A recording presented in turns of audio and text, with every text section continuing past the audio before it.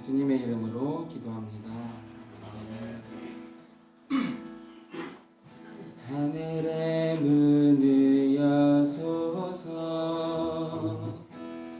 이곳을 주목하소서. 주를 향한 노래가 꺼지지 않으니 하늘을 열고 보소서.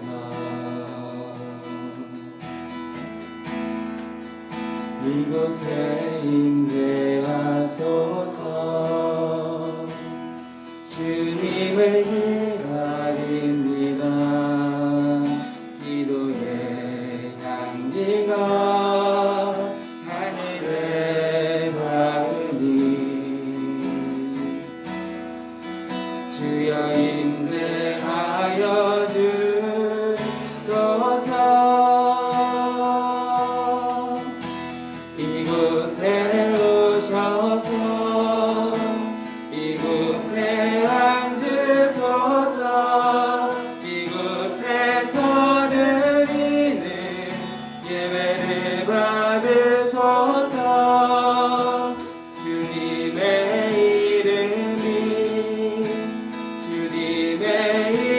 이름만이 오직 주의 이름만 이곳에 있습니다. 다시 한번 찬양합니다. 하늘의 문을 여소서. 하늘의 문을 여소서. 이곳을 주목하소서. 이곳을 주목하소서. 주를 향한 노래가 꺼지지 않으니 하늘을 열고 보소서. 이곳에 임재하소서. 이곳에 임재하소서. 주님을 기다립니다. 기도의 향기가 하늘에 닿으니 주여 임재하여 주소서. 이곳에 오셔서 이곳에 앉으소서.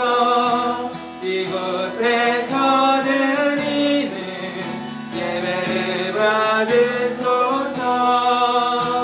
주님의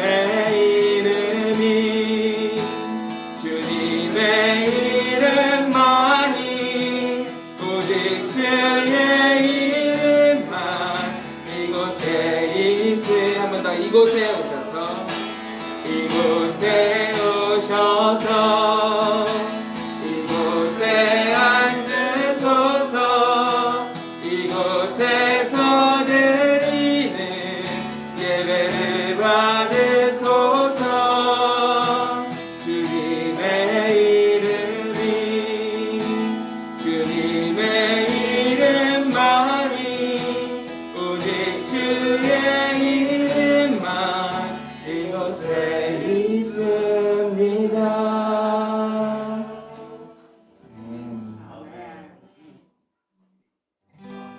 우리 시간 함께 찬양하겠습니다.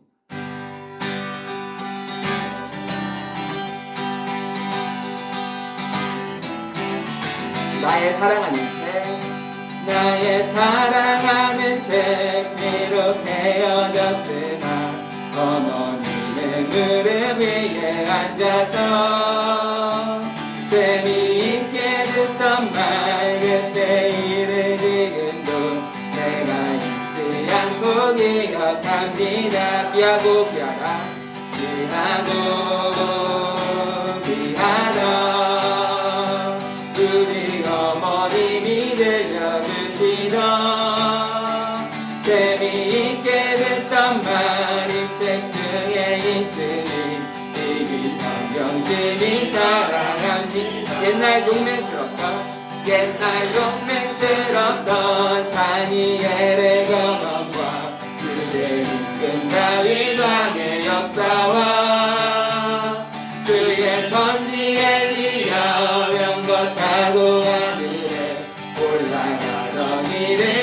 기억합니다. 귀하고 귀하다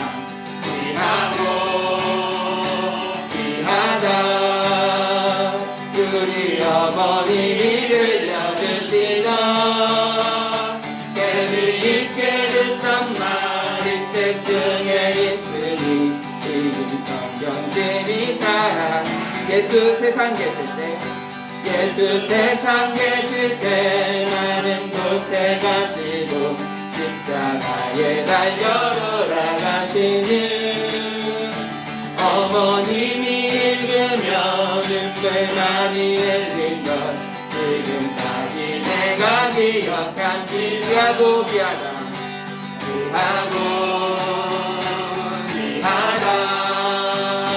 우리 어머님이 들려주시던 재미있게 듣던 말이 책 중에 있으니 그 성경심이 사절입니다. 그때 일은 지나고 나의 은혜와 나오 어머님의 말씀 기억나는 나도 시시때때로 성경 말씀 읽으며 그의 뜻을 따라 살려 귀하고 귀하다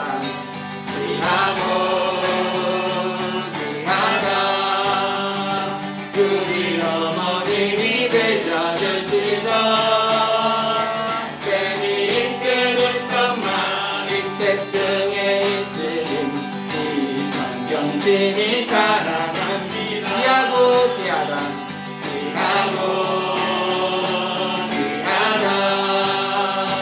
우리 어머님이 들려주시던 재미있게 듣던 말이 책 중에 있으니 그 성경심이 사랑합니다.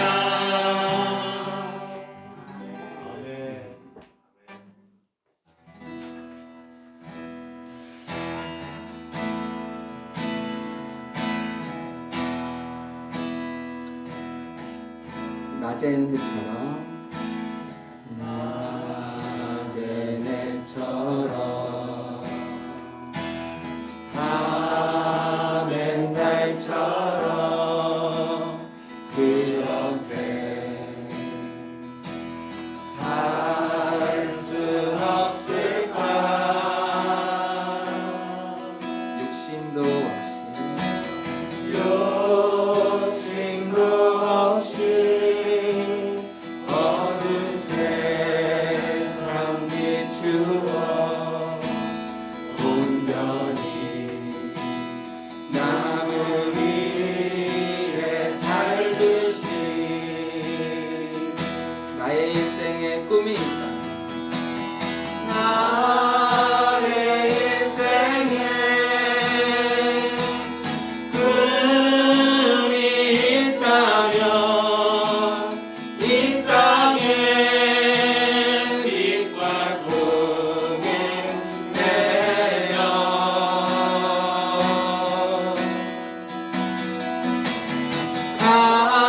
가난한 영혼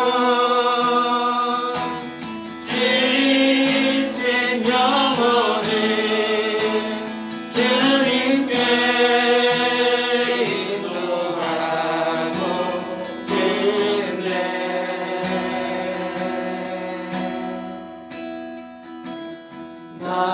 나의 욕심이 나의 못난 자가 언제나 커다란 짐되어 나를 짓눌러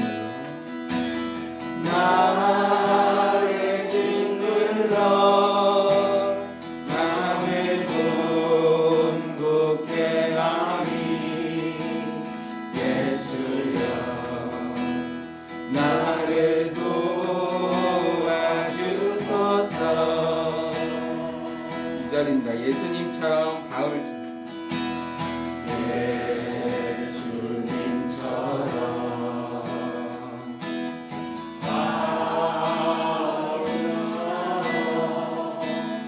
그렇게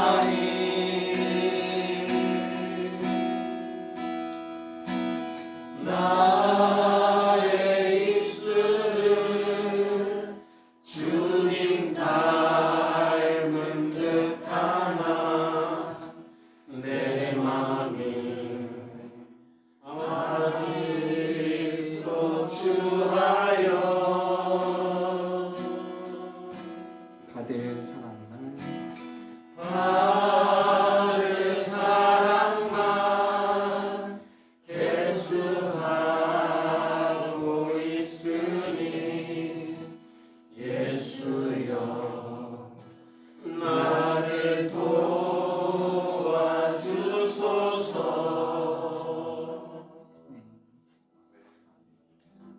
이번 가정의 달을 맞아서 제가 목사님께서 설교 때 계속 좀 말씀하시는데 내가 더 죽어야겠다라는 생각이 참 많이 들어요. 내가 죽어야 예수가 살고, 내가 죽어야 우리 가정에, 그리고 저희 직장에, 그리고 이 공동체 사회에 더 선한 영향력을 끼칠 수 있을 것 같은데 참 그게 정말 어려운 것 같아요. 내가 죽는다는 게. 오늘 이 시간 우리 함께 예배를 드리며 나아가시면서 하나님 앞에, 하나님 이 시간 정말 내가 죽고 예수만 사는 그런 시간이 되기를 위해서 함께 기도하기를 소망합니다.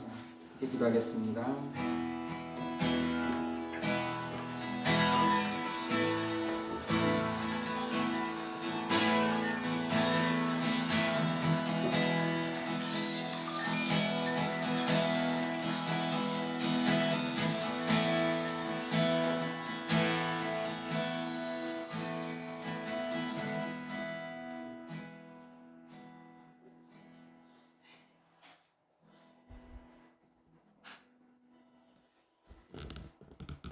우리 주 예수 그리스도의 은혜와 하나님의 사랑과 성령의 교통하심이 여러분과 함께 하시기를 축복합니다.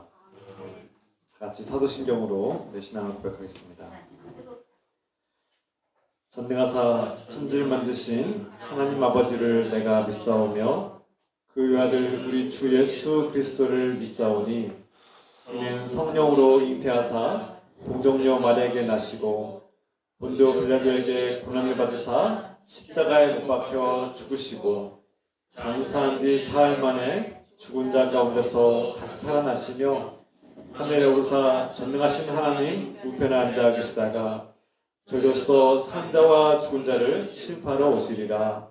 성령을 믿사오며 거룩한 공예와 성도가 세우탄 것과 죄를 사하여 주신 것과 몸이 다시 사는 것과 영원히 사는 것을 믿사옵나이다. 아멘. 시간 감사의 찬송가 579장 찬송 들으시면서 준비하신 예물 하나님께 드리겠습니다.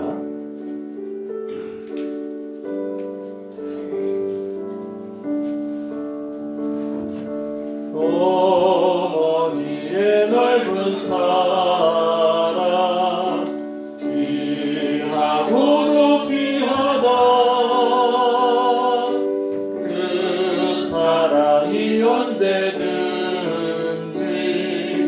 나를 감싸줍니다. 내가 울 때 어머니는 주께 기도드리고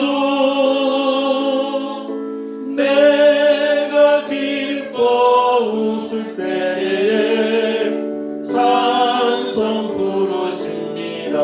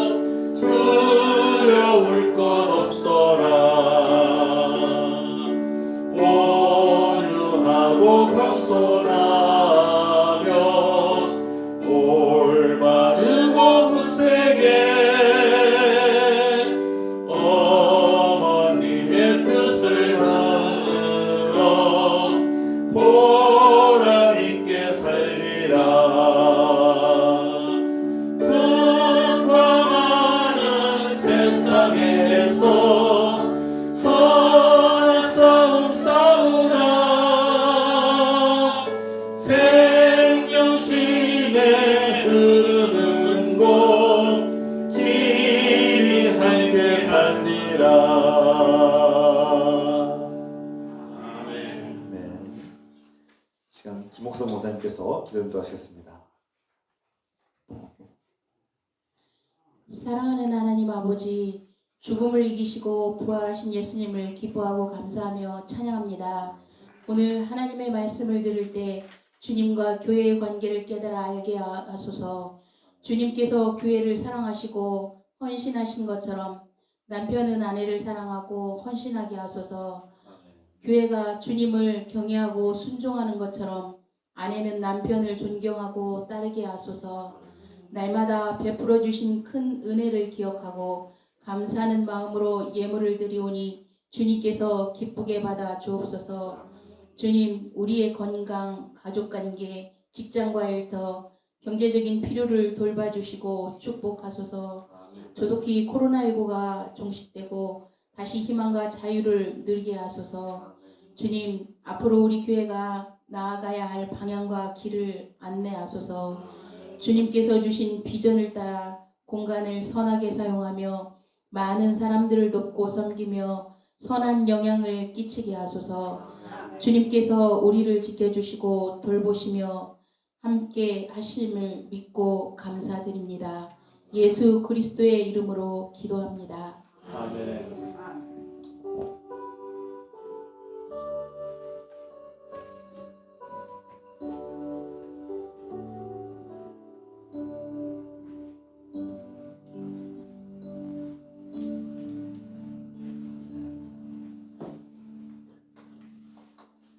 주의 이름으로 환영하고 축복합니다. 서로 인사 나눕시다. 주의 이름으로 축복합니다. 사랑합니다. 환영합니다. 사랑하고 축복합니다. 반갑습니다. 매주 저를 얼굴 보면서 이렇게 예배 드시다는 것에 너무 감사하고 기쁩니다. 다음 주일은 부활절 다섯째 주일이자 또 5.18 민주화운동 기념주일로 드립니다. 어버이날 축하를 잠깐 하겠습니다. 부모님의 사랑과 헌신에 감사하면서 축복하고 축하하면서 기도하겠습니다. 한 번씩 교회에서 준비한 카네이션 화분을 하나씩 전달해 드리겠습니다.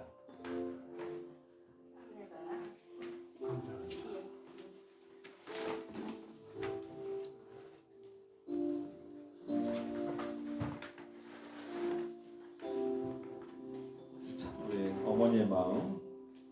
나실 때 괴로 다 잊으시고 길을 뜯게 밤낮으로 애쓰는 마음. 진자리 마른 자리 가라니시며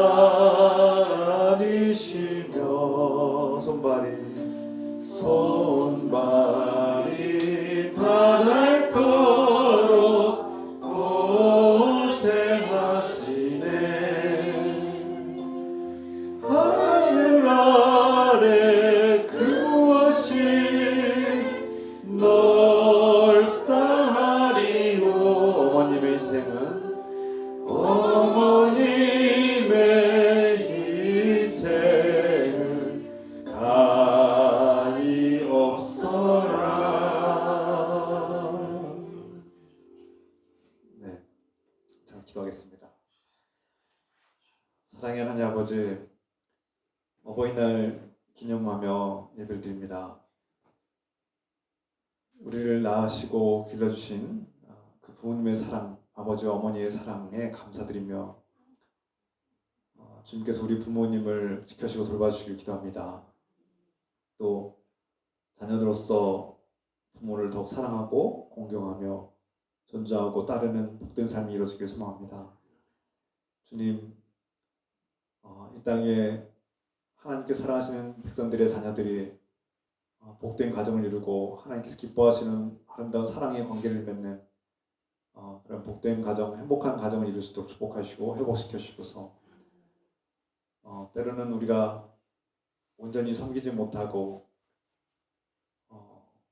공경하지 못하고 서로에게 더 사랑으로 섬기지 못한 것들 주님께서 용납하여 주시기 원하며 이 모든 것을 예수 그리스도 이름으로 간절히 기도드립니다. 아멘. 네, 우리 서로를 축복하는 마음을 박수로 마무리하겠습니다. 축복합니다. 네, 이 땅에 부모로 살아가신 모든 분들을 응원하고 축복합니다. 몇 가지 안내 교회 소식 전하고 마무리하겠습니다. 다음 주일에는 예배를 마친 후에 친교와 소풍을 갖겠습니다. 우리가 이미 의논했듯이 다음 주일은 예배 끝난 후에 이렇게 밖에 나가서 장태산에 가서 친교하고 이렇게 단합도 하고 교제를 나누는 시간 갖겠습니다. 다 자연을 누리면서 점심 식사와 또 간식들은 교회에서 저희 목회자 가정에서 이렇게 준비하도록 하겠습니다. 5월과 6월 계획들 참고하시고요. 다음 주 중에 이렇게 우리가 또 식당을 준비하시도록 하고 6월부터는 이렇게 공동 식사를 계획하고 있습니다. 여러분 기도해 주시기 바랍니다. 또 한 가지 기도 제목을 알려드립니다. 예배당 의자를 불편하신 분들이 계셔서 우리가 예배당 의자를 좀 바꿨으면 좋겠다라는 기도 제목을 가지고 기도합시다. 여러분들의 자원할 마음이 있으면 이렇게 하나님께서 뭐 전부는 아니더라도 일부라도 이렇게 또 이렇게 의자를 좀 바꿀 수 있는 그런 여러분들이 좀 편하고 좀 안락하게 안정되게 될 수 있는 그런 좋은 의자를 기도해 주시고 또 헌물해 주시기 부탁드리겠습니다. 오늘 또 박인균 형제가 여러분들 위해서 성경을 기증했습니다. 이렇게 헌물했습니다. 감사드립니다. 박인균 형제 위해서 기도해 주시기 부탁드리겠습니다. 그 말씀 성경 노예제 성경을 아침 일찍 오신 분들은 성경을 읽으시면 참 좋을 것 같습니다. 네. 이 시간은 하나님의 말씀 함께 보겠습니다. 하나님께서 우리에게 주시는 말씀은 에베소서 5장 21절에서 33절의 말씀입니다. 다 자리에서 일하셔서 하나님 말씀 함께 읽겠습니다. 에베소서 5장 21절부터 33절까지 한 절씩 교독하겠습니다. 그리스도를 경외함으로 피차 복종하라. 아들들에게 자기 남편에게 복종하기를 주께 하듯 하라. 이는 남편이 아내의 머리됨이 그리스도께서 교회의 머리됨과 같음이니 그가 바로 몸의 구주시니라. 그러므로 교회가 그리스도에게 하듯이 아내들은 없어야 자기 남편에게 복종할지어다. 남편들아 아내 사랑하기를 그리스도께서 교회를 사랑하시고 그 교회를 위하여 자신을 주심같이 하라.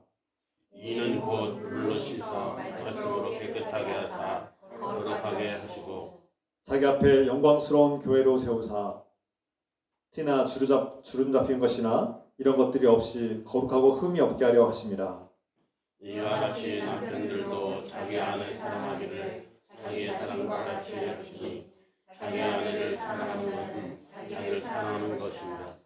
누구든지 언제나 자기 육체를 미워하지 않고 오직 양육하여 보호하기를 그리스도께서 교회에게 함과 같이 하나니 우리는 그의 몸 자체이며 그러므로 사람이 부모를 떠나 그의 아내와 합하여 그 둘이 한 육체가 될지니 이 비밀이 크다. 나는 그리스도와 교회에 대하여 말하노라. 함께 있습니다. 그러나 너희도 각각 자기의 아내 사랑하기를 자신같이 하고 아내도 자기 남편을 존경하라. 아멘. 잘 앉으시기 바랍니다.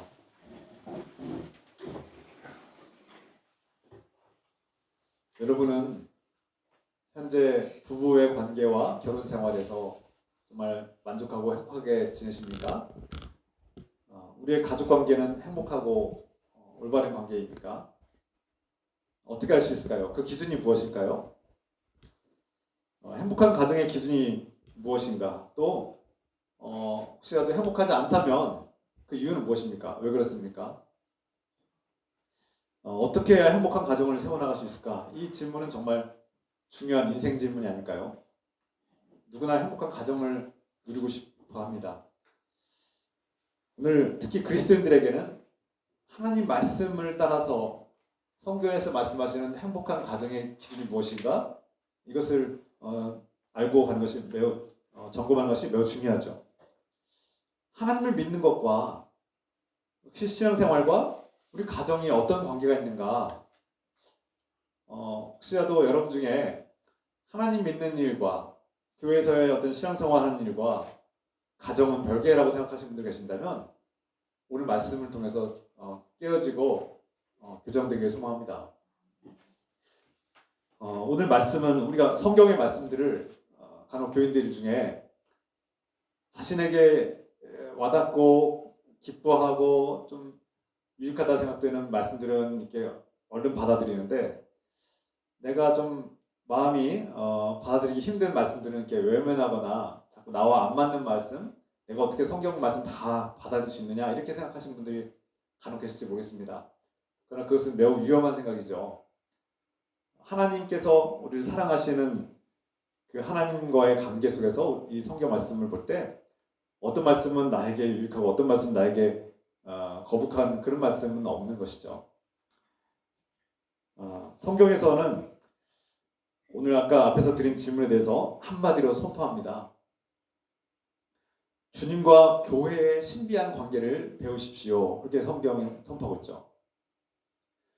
앞에서 말씀드린 대로 행복한 가정을 세우고 또 그 행복한 가정의 기준이 무엇인가를 알려면 성경에서 말씀하는 주님과 교회의 관계를 배우라는 겁니다. 이 신비한 사랑의 관계를 배워야 우리 가정도 회복될 수 있다는 뜻이죠. 주님과 교회의 관계에는 우리 사람과 사람의 관계에도 그대로 적용됩니다. 주님과 교회의 관계는 사랑하고 순종하는 관계죠. 주님께서 우리 교회를 사랑하시고 우리 교회는 주님을 사랑하고 순종하죠. 주님은 교회를 사랑하시기 때문에 자신을 아낌없이 다 내어주셨습니다. 이것이 사랑의 증거죠. 주님께서 우리를 사랑하신다는 증거는 우리가 십자가를 볼 때마다 깨달을 수 있습니다. 교회는 주님을 사랑하기 때문에 또 순종합니다. 그분을 경외하고 존경하죠. 사람과의 관계에서도 행복하려면 부모와 자녀의 관계, 또 배우자와의 관계, 가족 관계가 행복하고 하나님께서 기뻐하시는 그런 가정을 이루려면 서로 존경하고 순종하는 관계가 되어야 마땅합니다. 그래야 행복한 가정입니다. 세상에서 말하는 행복한 가정과 성경에서 말하는 행복한 가정이 다를 수 있습니다. 왜냐하면 하나님께서 이 세상을 창조하시고 아담과 하와를 통해서 부부를 디자인하시고 가정을 디자인하실 때 이 원리를 적용하셔서 창조하셨기 때문입니다. 그래서 사도 바울은 에베소서 5장에서 이렇게 말씀하죠. 하나님께서 우리를 은혜로 자녀를 삼아 주셨고 자녀들은 그 부모를 닮기 마련이다. 하나님 아버지를 자녀들이 닮아가는 것은 마땅한 일이다. 이렇게 가르치죠. 우리가 하나님의 그 마음을 본받고 또 이미 하나님의 형상으로 지음받은 존재로서 우리를 창조하신 하나님 아버지를 본받는 것이 당연한 일 아니겠습니까? 자녀들의 삶을 보면 부모를 닮기 마련입니다. 아버지의 모습, 어머니의 모습, 또 그 행동과 삶을 또 가치관까지도 배우게 되죠. 하나님을 사랑하는 사람들은 하나님께서 사랑하는 사람들을 사랑하게 되어 있습니다. 우리가 이웃을 사랑하라는 것은 우리 자신을 하나님께서 우리를 사랑하기 때문에 나도 나 자신을 사랑하는 것이 마땅하고 또 하나님께서 사랑하는 내 배우자와 가족들 또 이웃들을 사랑하는 것이 하나님께 사랑하는 사람들을 우리도 사랑하는 것이죠. 그것이 하나님을 닮아가는 삶입니다. 그 중에서도 가장 가까운 사람들, 나의 가족, 특히 나의 배우자, 나의 형제자매, 우리 공동체, 그리스도 안에서 가족이 된 공동체 식구들을 사랑하는 것이 하나님의 뜻이죠. 하나님께서 우리를 사랑하고 또 용서하셨습니다. 우리가 죄인임에도 불구하고 하나님과의 관계가 단절된 상황임에도 불구하고 하나님께서 우리를 포기하지 않고 사랑하셨기 때문에 우리는 값없이 하나님의 자녀가 되었죠. 그래서 우리도 서로 용서하는 것이 마땅합니다. 하나님께서 우리와 지금도 함께 하시고 우리와 서로 교제를 나누시고 사귀시려고 함께 하시죠.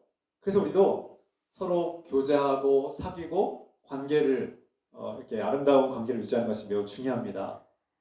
그래서 예배란 그냥 내가 와서 잠깐 앉아있다가 하나님 찬양하고 기도하고 말씀 듣고 가면 끝나는 것이 아니라 반드시 성도의 교제가 이루어져야 합니다. 그래서 주중에 이루어지든 또 소그룹, 어떤 구역이나 소그룹을 통해서 목장에서 이루어지든 아니면 개인적으로 만나서 이루어지든 우리는 성도의 서로의 교제와 사귐과 나눔이 필요하다는 것이죠. 이것이 하나님께서 기뻐하시는 디자인된 모습이라는 것이죠. 이 모든 사랑은 바로 하나님의 아들 예수 그리스도를 통해서 우리에게 직접 보여주셨기 때문에 예수님께서 제자들을 사랑하시고 또 그의 사랑한 백성들을 치유하시고 말씀을 선포하시고 섬겨주셨던 그 모습을 우리가 본받는 것입니다. 그런 예수님을 믿고 따르는 제자들이 모인 곳이 바로 교회의 공동체죠. 주님께서 우리를 사랑하시는 강력한 가장 결정적인 증거는 바로 십자가에서 완성되었습니다. 십자가에서 자신을 아낌없이 다 내어주신 그 사랑이 바로 십자가의 사랑이고 그 사랑이야말로 우리의 모든 죄를 용서하시고 우리 생명을 구원하시는 사건입니다. 그러므로 우리가 이 모든 사랑을 알게 되고 믿고 경험하게 되면 우리는 가장 가까운 사람들, 우리가 먼저 사랑해야 될 사람들을 먼저 용서하고 가까이 다가가고 교제하며 사랑으로 섬기는 삶을 시작하게 되는 것이죠. 이것이 하나님 나라의 시작이고 그리스도인들의 삶입니다. 그래서 사도 바울은 하나님과의 관계가 회복된 사람들, 하나님의 용서를 받고 하나님의 자녀로 선포됨을 받고 믿는 사람들은 가장 가까운 사람들에게 자신의 하나님을 믿는 그 마음으로 그 하나님의 마음으로 사랑하기 시작한다는 거예요. 이것이 하나님 나라가 시작됐다는 뜻입니다. 그래서 하나님 나라의 방식으로 내 배우자를 대하기 시작하고 하나님 나라의 방식으로 우리 자녀들을 키우기 시작하고 부모님에게 존경하고 공경하고 순종하는 삶을 살기 시작하는 것이죠. 또 직장에서 일터에서도 교회와 일터가 분리되는 것이 아니라 하나님께서 나에게 주신 사명, 소명이 직장에서 이루어지고 있구나. 내가 직장에서 하는 일들이 누군가를 섬기는 일이고 하나님께서 나에게 주신 달란트를 사용하는 일이고 이 일을 통해서 하나님께서 하나님 나라를 펼쳐가시는구나라는 것을 깨닫게 되죠. 그래서 직장에서 어떤 상사나 또 부하 직원들이나 또 동료들과의 관계를 존중하고 사랑으로 서로 섬겨주는 마음으로 이루어갈 수 있는 것이죠. 그래서 우리 신앙을 가진 사람들은 이 교회라는 이 건물 안에서만 이루어진 것이 아니라 가장 먼저 가정에서 그리고 부모와 형제와 자녀들 관계에서 그리고 직장과 일터에서 또 나아가서 우리 이웃들로부터 존중받고 존경받는 사람의 삶을 살아야 된다는 것을 말씀하고 있습니다. 그래서 하나님과의 관계가 회복되는 사람들은 사람들과의 관계에서도 하나님의 회복이 일어나야 된다는 뜻이죠. 과거에 우리는 하나님 앞에 하나님 말씀을 거역하고 하나님 없이 내 마음대로 내 자기 중심대로 살았고 내 뜻대로 살면서 하나님을 외면하면서 살았습니다. 그것이 죄죠.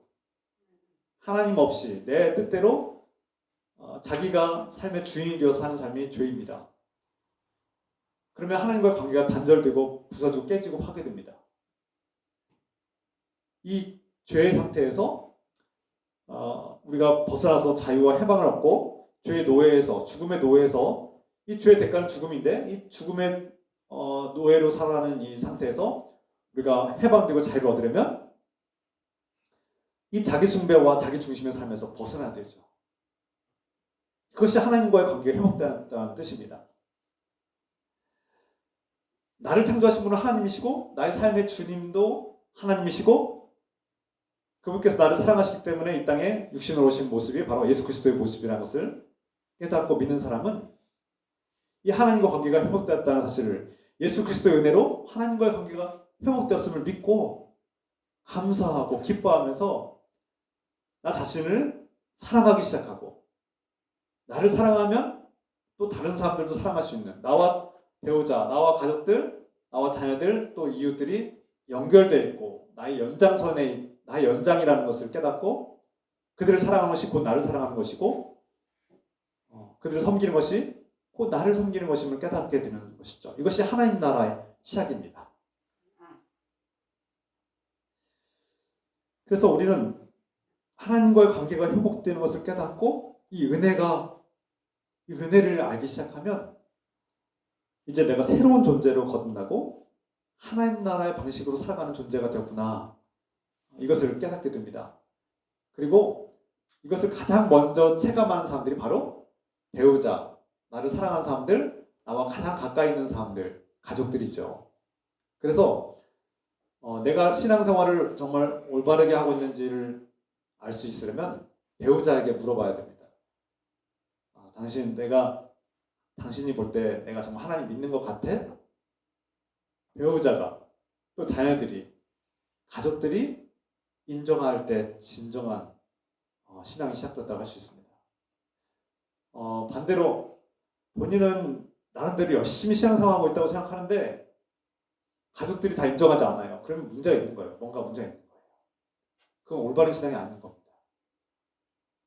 가족들이 인정할 때, 가족들이 볼 때, 저 사람이 예전에 예수님을 모르고 자기 마음대로 살 때는 참 하나님의 사랑을 모르는, 가족들의 관계를 참 온전치 못하게 했는데 예수 그리스도를 제대로 믿고 가족들을 섬기고 사랑하고 예수님 마음으로 서로 용납하는 모습을 볼 때 저 사람 진짜 하나님을 믿는구나, 이렇게 깨닫게 된다는 것이죠.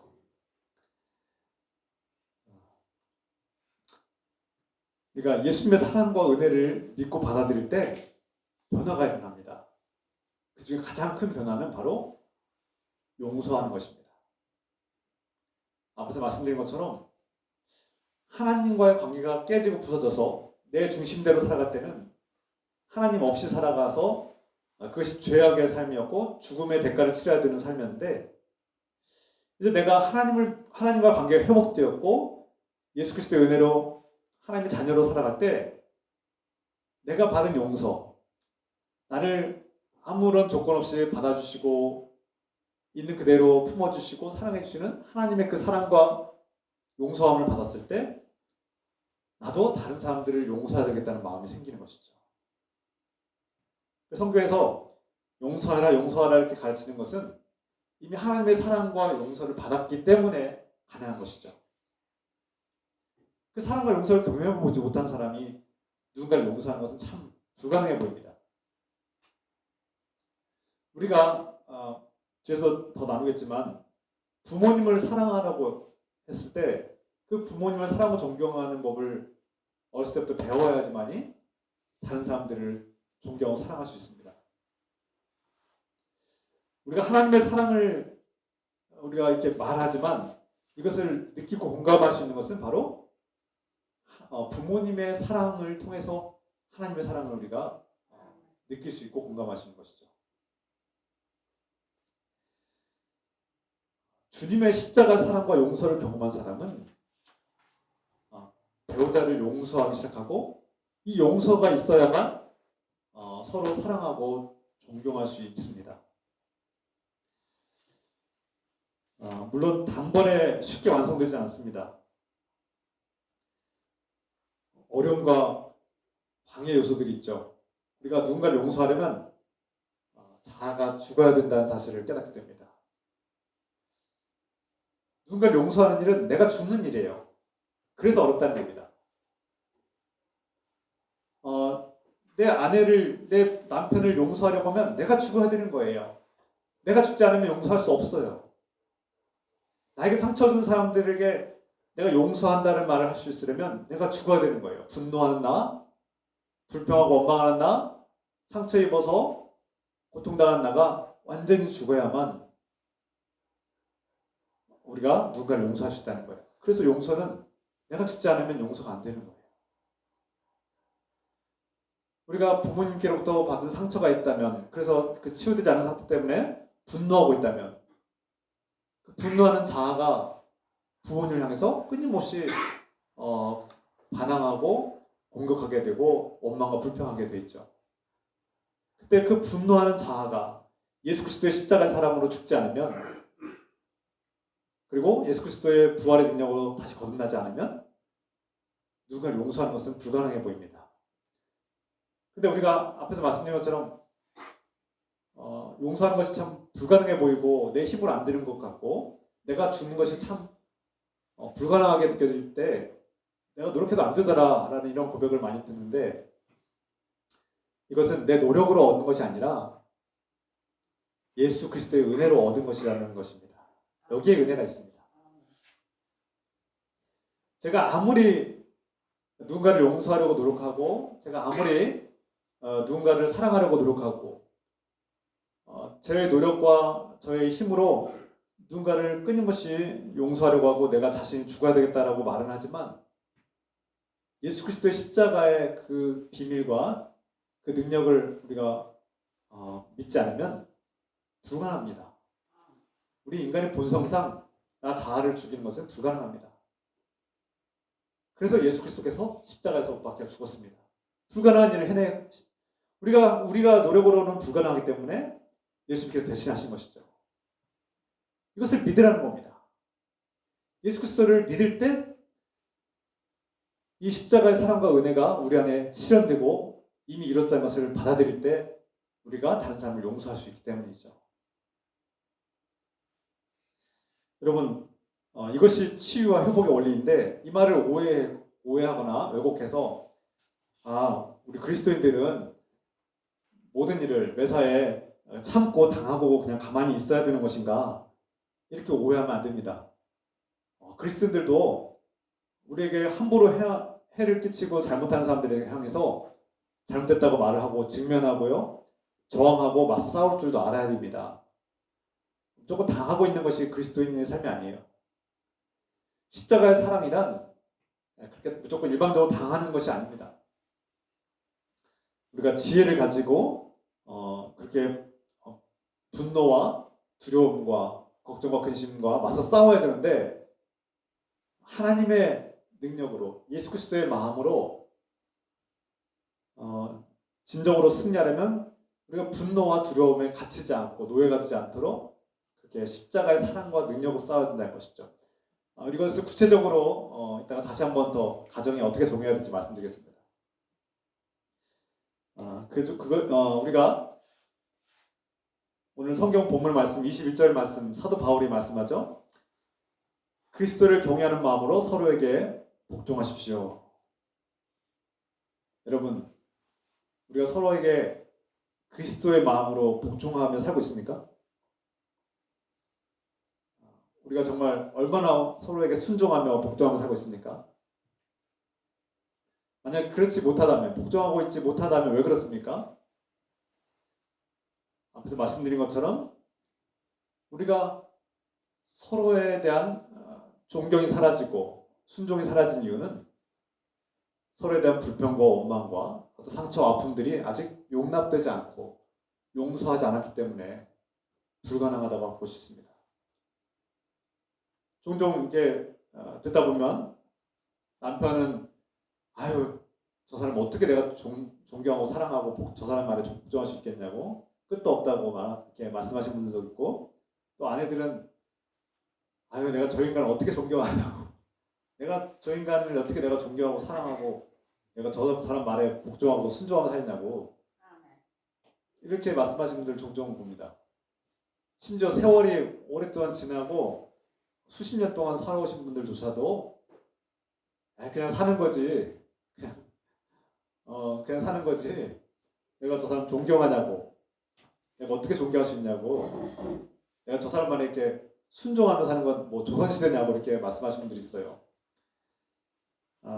물론 무슨 뜻인지는 이해가 됩니다. 앞에서 말씀드린 것처럼 우리 인간의 본성은 자신의 배우자나 가족들을 존경하며 살기 어렵다는 거예요.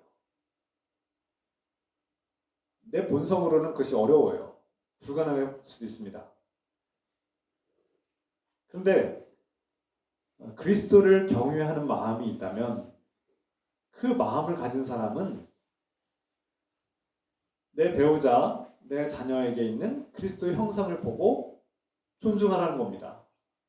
주님을 존중하듯이 내 배우자와 내 가족들에게, 우리 공동체 형제 자매들에게 있는 그 하나님의 영, 성령님을 존중하고 사랑하는 것이죠.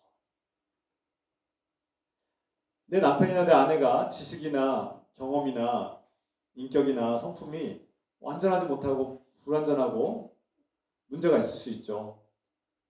모든 인간이 상처와 아픔이 있기 때문에 우리 본성상 존경하거나 순종하기 어려워요. 내가 어떻게 저 인간에게 순종하고 복종하고 존경할 수 있겠어? 존경은 하기 어렵고 그래 존중을 해줄 수 있어. 이 정도는 최소한 내가 욕은 안 하고 저주는 안 하고 적당히 예의는 지킬게. 이 정도는 할게 하는 정도지 정말 존경심을 가질 수 있을까?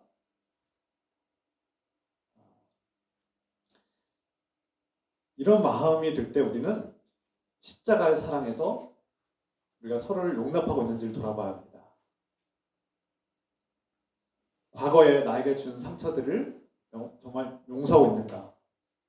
하나님의 사랑, 그 예수 그리스도의 십자가의 사랑으로 내가 내 부모를, 내 아버지, 내 어머니를 용서했는가? 내 배우자의 연약함을 용서했는가? 내 자녀들의 실패를 용납했는가? 여러분 돌아봅시다. 저는 이 말씀을 묵상하고 준비하면서 이 용서가 없으면 도무지 존경하는 것은 불가능하다는 것을 깨달았습니다. 여러분이 가족들을 존경하고 존중하고 정말 복종하는 관계가 되려면 용서가 전제가 되어야만 가능합니다. 이 용서는 내 본성으로 노력으로 되는 것이 아니라 예수 그리스도의 그 십자가의 사랑과 용서가 내 안에 이미 이루어졌다는 것을 깨달을 때만 가능한 것이죠. 좀 말이 어렵죠?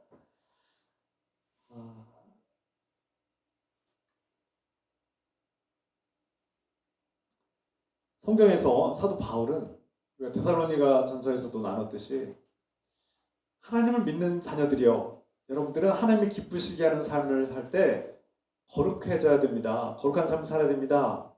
그리고 나서 가장 먼저 하시는 말씀이 음행을 버리십시오.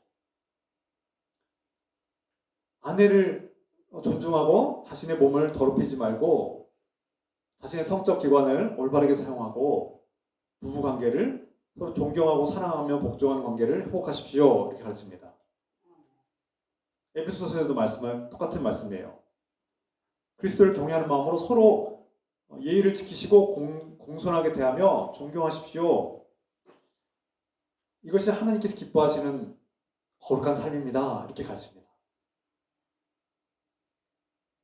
부부관계, 자신이 가장 사랑해야 될 첫 번째 사람들에게 온전한 관계, 하나님의 마음으로 사랑하는 법을 배워야만 하나님 나라가 시작되고 진정한 그리스도인의 삶을 시작하셨다는 것이죠. 그래서 저는 아내들이여, 또 22절 말씀에 아내들이여 자기 남편에게 복종하기를 주께 하듯 하십시오. 여러분 이 말씀 아멘, 기쁩니다, 감사합니다 받아들여집니까? 목사님 지금 시대가 어느 시대인데 남편한테 복종하라고요? 이런 말씀을 종종 듣고 이런 반응을 봅니다. 또 남편들에게 주님께서 교회를 사랑하듯이 남편들이여 아내를 온몸을 다하여 사랑하십시오. 아낌없이 자신을 내어주며 사랑하십시오라고 말씀을 가르치면 마음이 이렇게 덜컹할 겁니다. 정말 내가 내 몸과 마음을 다 바쳐서 내가 아내를 사랑하고 있는가? 여러분, 아내가 남편을 존경하고 사랑하고 순종하는 것이 어렵고 힘듭니까? 아니면 남편이 자기 목숨을 다 바쳐서 아내를 사랑하는 것이 더 힘들까요? 똑같죠. 똑같습니다. 근데 조금 따지자면 예수님께서 십자가에서 목숨을 내어놓으셔서 자신을 다 희생시키시고 내어주신 그 사랑은 우리가 흉내조차도 낼 수 없는 위대한 사랑 아닙니까?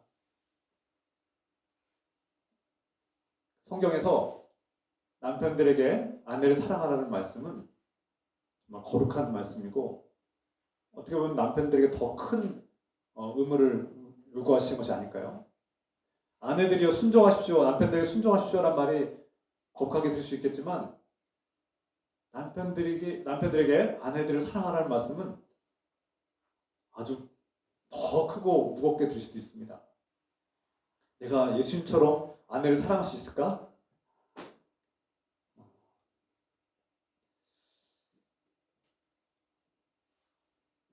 오늘 이 말씀, 22절 말씀을 많은 분들이 오늘 오해할 수 있는데요. 오늘 많은 사람들이 이 말씀이 이 시대에 맞지 않는다고 생각할 수도 있습니다. 제가 듣기로 어떤 사역자가 가정사역 세미나를 할 때 젊은 부부들에게 이 말씀을 전했다가 어떤 젊은 집사님이 여자 집사님께서 반박하면서 글을 쓴 내용을 제가 들은 적이 있습니다. 이 시대에 맞지 않는 말씀, 가부장적인 말씀, 여성들을 억압하는 말씀을 가르친 목사님은 도무지 이 시대에 맞지 않는 것 같습니다라는 그런 항의의 그런 글을 편지를 받았다고 합니다. 이것이 오늘날 우리의 현실인데요. 저는 이 말씀이 사도 바울의 이 말씀이 가부장제를 옹호하거나 여성들을 억압하려는 말씀이 아니라는 것을 압니다. 여러분 오해해서 안 됩니다. 사도 바울은 결코 가부장제를 옹호하거나 여성들을 억압하려고 이 말씀을 한 것이 아닙니다. 제가 아는 사도 바울은 오히려 그 반대 사람입니다.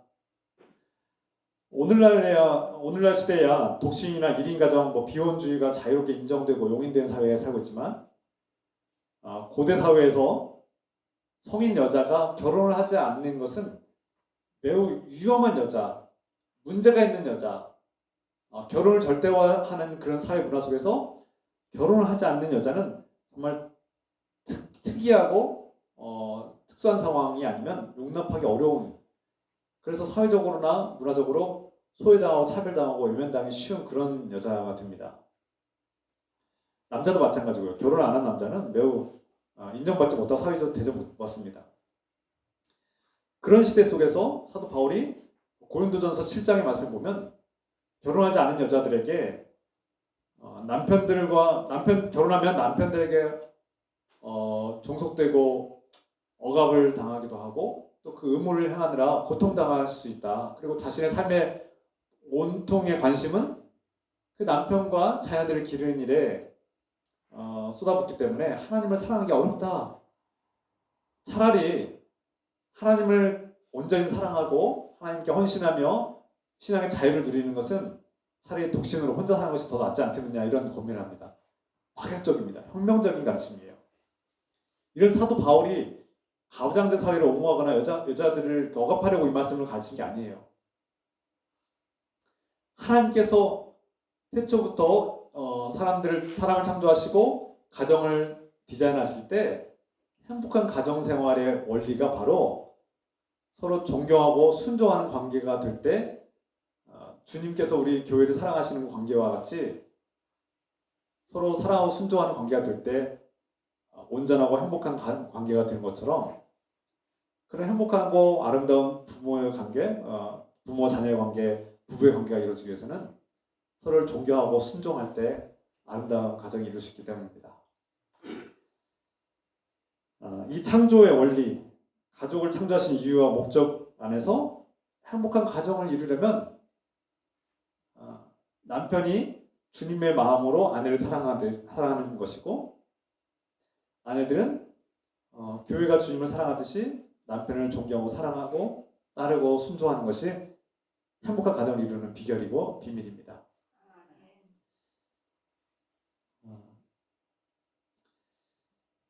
앞에서 말씀드린 것처럼 이 하나님 말씀을 우리가 이해하고 따르기 위해서는 서로 용서하는 마음이 전제되어야만 가능합니다. 십자가의 사랑, 우리의 깨어지고 부서진 관계를 회복하려면 예수 그리스도께서 죽임당하신 그 십자가의 그 은혜와 진리와 사랑을 깨달을 때만 가능하고, 그 십자가의 사랑과 은혜가 우리 안에 이루어졌고 그것을 믿고 받아들일 때 내가 죽었고, 이미 내가 예수 그리스도와 함께 십자가에서 죽었고 부활하신 예수 그리스도와 다시 살아났고, 거듭난 사람으로 내 배우자, 내 자녀를, 내 부모를 용서하고 이웃을 용서하며 살 수 있는 용서가 이루어지고 이 십자가의 사랑이 이루어지면 그제서야 하나님의 형상으로 지음받고 하나님이 사랑하고 하나님이 존귀하게 여기고 또 하나님이 여러분들을 통해서 일하실 것을 믿는 그 믿음으로 바라보기 시작하면 우리의 관계가 사랑과 순종의 관계로 회복될 수 있습니다. 여러분, 오늘 말씀을 어떻게 적용하고 실천할 수 있을까요? 저는 이 말씀을 읽고 묵상하면서 어린 시절에 제 자신은 오랫동안 신앙생활을 해왔지만 정작 가정에서는 믿음을 어떻게 적용해야 될지 몰라서 막연하게 착하게 살면 되겠지 하고 생각했던 것 같습니다. 남들처럼 막연하게 착하게 살면 된다라는 생각으로 그렇게 살아온 것이 아닌가. 부모를 대할 때도, 가정을 대할 때도, 배우자와 자녀들을 대할 때도 어떻게 믿음을 적용해야 될지 몰랐던 것 같습니다.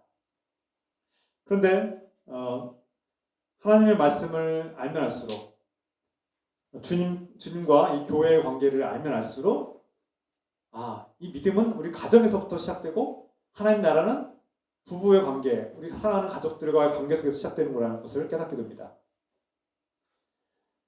이 신비한 비밀을 알게 되면 가족 안에서 이 가족과의 관계 속에서 나 자신을 내어주고 십자가에서 내가 죽는 법을 훈련하게 됩니다. 이전에는 자기 중심의 삶을 살았고 내 중심대로 살 때는 아내에게 항상 불평불만이 많았어요. 아내가 왜 나를 더 사랑해주지 않을까? 왜 내 욕구를 무시할까? 왜 더 채워주지 않을까? 아내가 왜 내 꿈과 목표를 도와주지 않을까? 왜 내 자존심을 세워주지 않을까? 어떻게 이런 불평과 불만이 쌓였던 것 같습니다. 물론 대부분 참고 지냈지만. 그래서 막 화가 나기도 하고, 불평이 이제 알게 모르게 나오기도 하고, 그러다 보면 가끔씩 이제 부부싸움으로 티격태격 나오기도 하죠. 우리 부부가 크게 싸운 적은 별로 없던 것 같아요. 크게 싸운 적 없지만, 가끔씩은 서로의 불만이 나오죠, 이제. 꾹꾹 누르고 있던 불만들이 나올 때가 있어요. 아내도 보면은 남편을 자꾸 변화시키려고 해요. 경제적으로도 좀 불만이 있고, 또 때로는 어떤 남편이 날마다 뭐 이렇게 뭐 발 닦고 와라, 뭐 이렇게 자주 이렇게 깨끗하게 청결하게 하기를 원하고, 가족 봉사 청소를 깨끗하게 하기를 원하는 이런 것들 남편에게 원하는데 남편이 잘 안 변해요. 잘 안 변하죠. 남편들이 오래된 습관, 평생 습관들이 잘 안 변합니다. 근데 아내는 끊임없이 그 잘못된 습관들을 고치려고 하고 변화시키려고 이렇게 강요하다 보면 잔소리가 일어나고, 이런 것들이 우리 가족들의 현실이죠. 자기 중심의 삶을 살 때는 끊임없이 상대방이 불만스럽습니다. 그래서 내 요구에 맞춰달라고 요구를 합니다. 그러면 서로 스트레스를 받게 되고, 또 그 요구가 너무 과할 때는 참 서로에게 고통이 되고 무거운 짐이 됩니다. 심지어 이런 부모의 모습들을 보고 자란 자녀들 중에는 물론 오늘날 사회적인 구조와 문화도 있지만 부모가 서로 이렇게 만족하고 행복하게 살지 못하는 모습을 본 자녀들은 또 결혼 안 하려고 해요. 저 결혼해봤자 뭐 행복하지도 않은 것 같은데 저렇게 늘 불평하고 불만하고, 또 내 인생에 결혼이 꼭 필요할까? 내가 행복하려면 내 인생에 결혼이 꼭 필요할까? 이런 계산이 굉장히 앞서기 때문에 결혼하기가 더 어려운 시대에 살고 있습니다.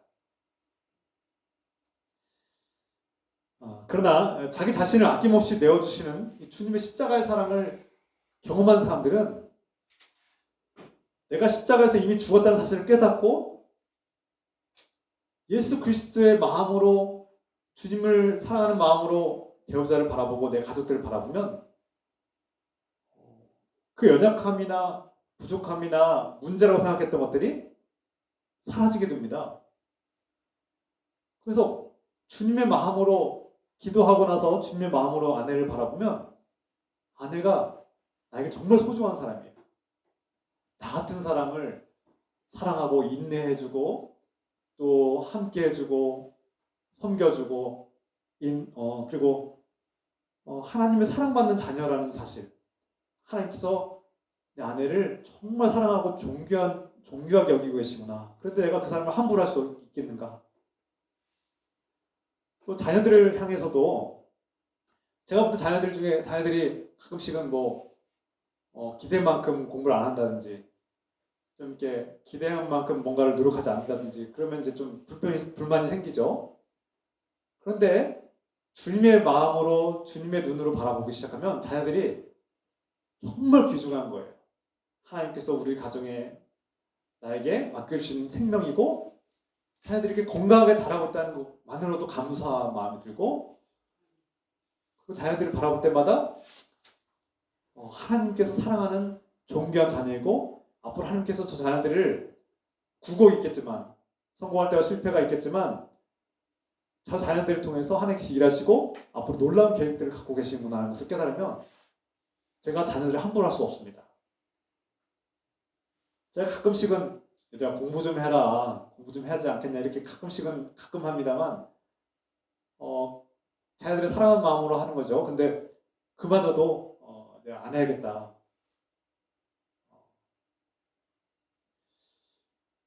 자녀들이 스트레스를 받고 그것에 대해서 고통스러워한다면 안 해야 되죠. 하나님께서 책임져 주시고 하나님의 자녀이기 때문에 하나님께서 이끌어 가실 삶을 우리가 응원하고 격려해주고 지원하면 되는 겁니다.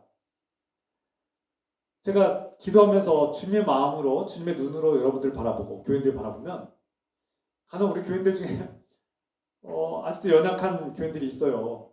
참 부족함이 보일 때도 있어요. 그런데 주님의 시각으로 우리 교인들 바라보면 정말 감사해요. 귀해요. 하나님의 사랑받는 존귀한 자녀라는 사실을 깨닫고 제가 더 사랑하고 더 품고 기도해야 되겠다는 생각을 하게 됩니다. 여러분, 우리가 주님의 눈으로 바라봅시다. 예수님을 사랑하는 마음, 사랑받는 예수님의 마음으로 우리가 우리 형제 자매들 또 배우자와 우리 부모와 가족들을 바라볼 때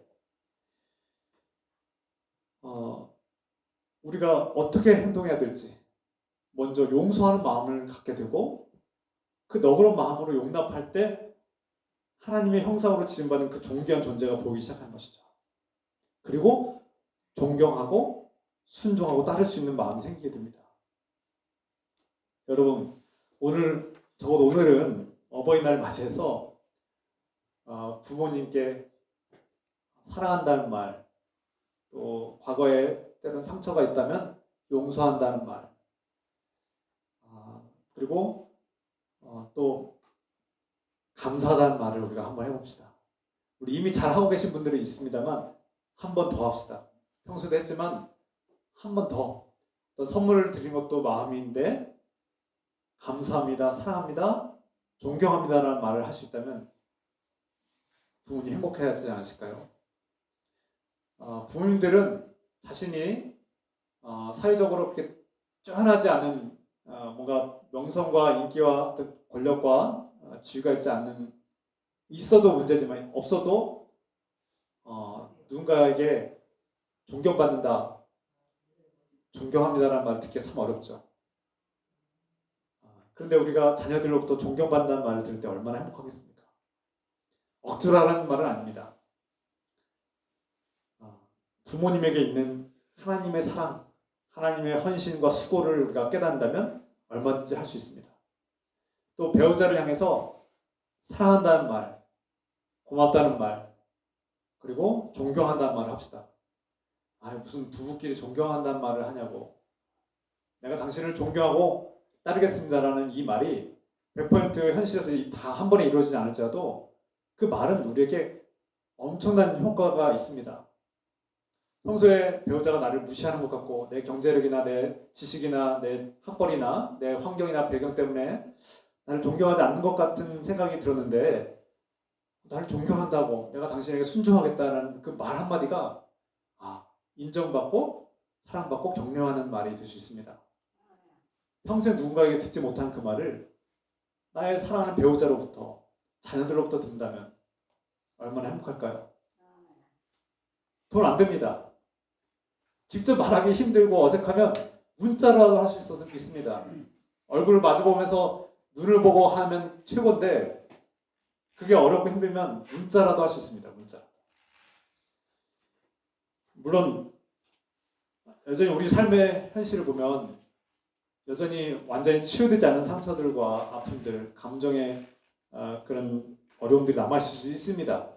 얼마든지 있습니다. 오늘 이 땅의 현실을 보면 정말 깨어진 가정들이 많고 부모로부터 완전하고 행복함만을 느끼는 자녀들이 몇이나 있을까요? 그럼에도 불구하고 우리 안에 그 부모님이 우리를 향해서 사랑하는 마음 그리고 헌신하는 마음이 조금이라도 느껴진다면 고백할 수 있습니다. 그 마음을 표현할 때 하나님을 사랑한다는 것, 하나님을 사랑하는 것은 바로 그 마음을 표현하는 거 아니겠습니까? 그 마음을 꼭 마음속에 담아놓고 말 안 해도 알겠지 하고 있으면 모릅니다. 사람은 모릅니다. 여러분의 마음속에 있는 것을 알 수 있는 방법은 하나님밖에 없습니다. 그러니까 말을 해야 됩니다. 우리 마음을 표현하는 것이 곧 하나님을 믿는 일입니다. 그 음행을 버리는 일이에요. 믿음을 실천하고 산다는 것은 어려운 게 아니에요. 처음부터 거창하고 대단한 선교 사역을 하거나 어떤 대단한 순종을 하는 것도 박수받을 일이지만 사람들이 알아주고 박수받을 그런 순종이나 대단한 일을 하지 않더라도 나에게 가장 가까운 사람들, 적어도 나를 위해서 헌신하고 수고했던 사람들, 비록 아픔과 상처와 어려움과 괴로움이 있지만 적어도 그분들의 사랑과 헌신이 조금이라도 느껴진다면 사랑합니다, 감사합니다, 존경합니다, 순종하겠습니다라고 말할 수 있어야 합니다. 한번 해보십시오. 그것이 신앙의 고백이 아닐까요? 나는 십자가에서 예수 그리스도와 함께 못 박혀 죽었습니다라는 말이 참 어렵다고 하지만 이미 예수님께서 다 하신 일을 우리는 누리면 되는 겁니다. 오늘 가서 꼭 해보시기 부탁드리겠습니다. 제가 다음 주에 꼭 물어볼게요. 다시. 하셨는지 꼭 해보시기 부탁드리고 그때 여러분들이 이 말씀에 순종하고 실천할 때 하나님께서 여러분 안에 놀라운 치유와 회복의 역사를 일으키실 것이 분명합니다. 이 선물을 값없이 은혜로 받기를 원하며 저와 여러분의 모든 가정에서 이 하나님께서 주시는 치유와 회복의 역사가 또 은혜의 선물이 가득하기를 하나님 나라 시작되기를 예수 그리스도의 이름으로 축원합니다. 기도합시다. 사랑의 하나님 아버지, 서로를 사랑하고 존경하며 순종하십시오. 이 말씀이 늘 불가능하게만 여겨졌고 현실에 맞지 않는다고만 생각한 것은 아니지요. 이 말씀을 알면서도 그냥 외면하고 산 것은 아니지요. 돌아봅니다. 알고 보니 우리가 십자가의 사랑을 실천하지 못했고 이미 십자가에서 다 이루신 예수 그리스도의 그 은혜를 우리가 온전히 믿지 못한 것이 아닐까요? 이 말씀을 듣고 깨달을 때 이미 십자가에서 이 모든 것을 내가 불가능하다고 생각했던 이 모든 것을 다 이루신 주님의 사랑과 은혜를 깨닫고 믿을 때 이 믿음을 우리 가정에 적용하여 부모를 사랑하고 용서하고 존경한다고 순종하겠다고 말할 수 있는 믿음의 고백이 일어날 수 있도록 도와주셔서 아내와 남편에게 당신을 사랑합니다, 존경합니다, 내가 순종하겠습니다 라고 고백하고 또 용서를 구할 수 있는, 서로를 용서할 수 있는, 그래서 가정의 사랑과 회복의 역사가 일어날 수 있도록, 치유 역사가 일어날 수 있도록 축복하여 주시옵소서. 예수 그리스도의 이름으로 기도드립니다. 아멘. 찬양합시다. 이런 교회 되게 하소서.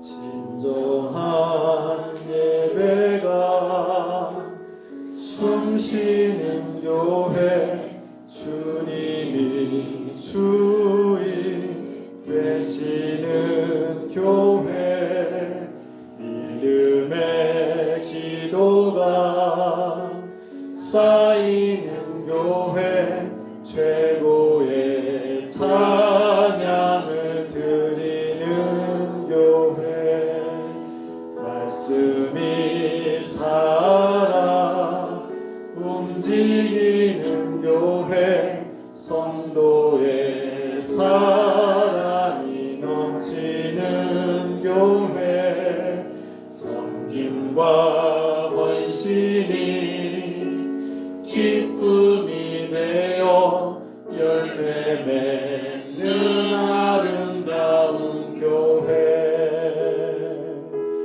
주님의 마음 닮아서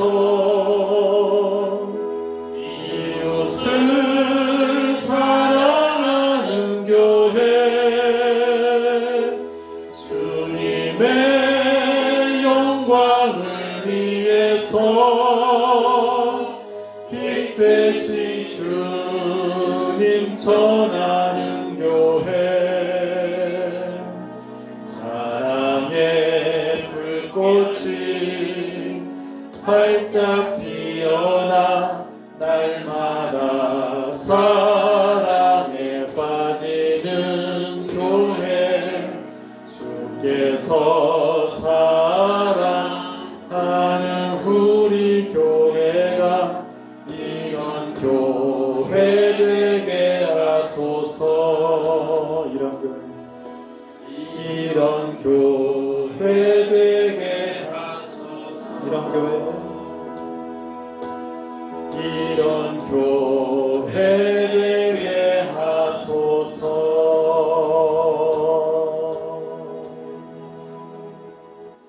우리 함께 기도합시다. 우리 사랑의 하나님께서 우리 가정을 회복하게 하옵소서. 우리 부부의 관계 회복되게 하여 주십소서. 부모와 자녀의 관계 회복되게 하여 주십소서. 십자가의 사랑 적용하게 하여 주십소서. 서로 용서하게 하옵소서. 서로 존경하며 사랑한다고 고백하며 순종하겠다고 결단하는 복된 하나님의 사람들로 살게 하옵소서. 함께 기도하겠습니다. 주여, 하나님 아버지, 주여, 오늘 이 말씀 깨닫게 하여 주시고 믿고 순종하게 하여 도와주시옵소서. 주님, 주님의 가정들이 회복되기를 기도합니다. 주님을 믿는다는 것은 가정에서부터 시작된다는 것을 깨닫고 먼저 부부의 관계가 회복되게 도와주시옵소서. 십자가의 사랑으로 서로를 용납하고 용서하고 주님의 마음으로 서로를 바라볼 때 정말 하나님께서 귀하게 여기시는 사랑하고 존경해야 될 정귀한 존재로 바라보게 하시고, 서로에게 아픔과 상처와 감정의 골이 있을지라도 서로를 용서하고 용납하며 주님께서 치유하시고 회복시켜 주시길 기도합니다. 그 아픔과 괴로움들을, 고통과 연약함들을 치유하시고 회복시켜 주시며, 어색하고 어려울지라도 서로 사랑한다고 고백하며 존경한다고 감사하다고 고백하며 나아가시도록 축복하여 주셔서, 부모는 자녀를 축복한다고 사랑한다고 고백하며 그렇게 선포하시도록 축복하여 주셔서, 주님께서 주신 치유와 회복의 역사가 은혜가 충만케 하여 주셔서 가정마다 이 치유와 회복의 역사가 일어나게 축복하여 주셔서, 주여, 주여, 이 말씀 따라 순종하고 회복의 역사가 가득하게 하옵소서.